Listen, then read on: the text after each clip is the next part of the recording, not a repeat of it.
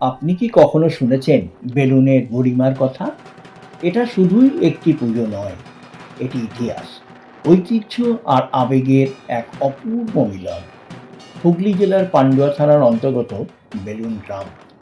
সবুজ ধান ক্ষেতের ভেতর দিয়ে সরু পথ বেয়ে ছোট ছোট কাঁচা বাড়ির মাঝ দিয়ে যখন আপনি ঢুকবেন, তখনই টের পাবেন এই গ্রাম যেন এখনো ধরে রেখেছে পুরানো দিনের গন্ধ।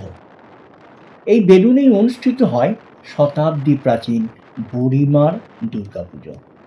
লোককথা বলে একসময়ের জমিদার পরিবার থেকেই শুরু হয়েছিল এই পুজো।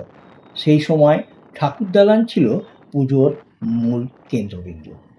পরে সময়ের সঙ্গে সঙ্গে গ্রামের সাধারণ মানুষও যুক্ত হন এই পুজোর সঙ্গে।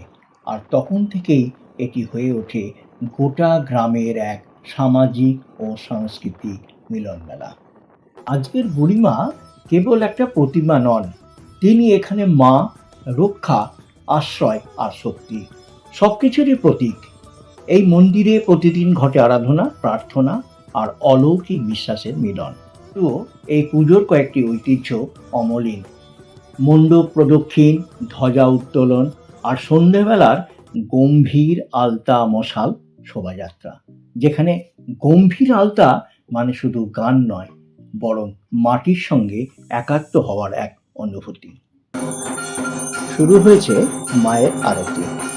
পূজারী তার মনের ইচ্ছে মাকে আবাহন করছেন এবং আমরা পূজারীর মাধ্যমে সকলে মায়ের কাছে প্রার্থনা জানাই, মা আমাদের ভালো রেখো, সুস্থ রেখো, আর তুমি আমাদের কাছে আবার এসো।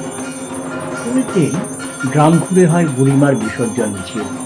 গান, মশাল, ধ্বজা আর অজস্র আবেগে মিশে থাকে বুড়িমার বিদায়। আপনি যদি সত্যিই বাংলার মাটির পুজোর স্বাদ পেতে চান, একবার চলে আসুন বুড়িমার পুজোতে।